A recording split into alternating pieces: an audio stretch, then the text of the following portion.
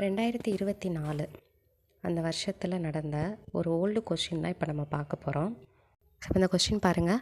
1857 புரட்சியின் போது ராணி லக்ஷ்மிபாய் பற்றி கிளர்ச்சியாளர்களில் ஒரே ஆணாக இருந்த பெண் இங்கே கிடத்தப்பட்டு இருக்கிறார் என்று யார் குறிப்பிட்டார் அப்படின்னு சொல்லி கொஸ்டின் கேட்டிருக்காங்க.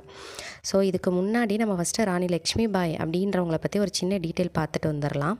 1857 ஒரு பெரும் புரட்சி நடக்கும். அதில் ஒரு முக்கியமான ஒரு பர்சன் தான் இந்த ஜான்சியினுடைய ராணி லக்ஷ்மிபாய் அப்படின்றவங்க. இந்த புரட்சி நடக்கிறதுக்கான காரணங்கள் என்ன அப்படின்னு பார்த்தோன்னா, முக்கியமாக நிறைய காரணங்கள் இருந்தாலும் முக்கியமான 2 காரணங்கள். ஒன்று வாரிசிலப்பு கொள்கை, இன்னொன்று துணைப்படை திட்டம் அப்படின்னு சொல்லிட்டு. ஸோ அதில் ஜான்சி அப்படின்ற பகுதியினுடைய ஆட்சியாளராக இருந்தவங்க தான் ராணி லக்ஷ்மிபாய் அப்படின்றவங்க. அவங்கள பொறுத்த வரைக்கும் வாரிசிலப்பு கொள்கை மூலமாக தான் அந்த பகுதியை என்ன பண்ணுவாங்க அப்படின்னா, ஹக்கோரஸ் அப்படின்ற ஒரு ஆங்கிலேய அதிகாரி ஆக்கிரமிக்கிறாரு. ஸோ இந்த ராணி லக்ஷ்மிபாய் என்ன பண்ணுறாங்க, ஜான்சிலேருந்து தப்பிச்சு குவாலியருக்கு போகிறாங்க. அங்கே அந்த படைகளை தலைமையேற்று நடத்திட்டு இருந்தால் அந்த பகுதியினுடைய ஆட்சியாளரான தாந்தியா தோபேயோட இணைஞ்சு அவங்க அந்த புரட்சியை என்ன பண்ணுறாங்க அப்படின்னா வழி நடத்துகிறாங்க. பட் 1858 ஜூனில் என்ன பண்ணிடுறாங்கன்னா, ஆங்கிலேயர்கள் குவாலியரை கைப்பற்றிட்டு அங்கே நடந்த குவாலியரில் நடந்த போரில் ராணி லக்ஷ்மிபாய் கொல்லப்படுறாங்க.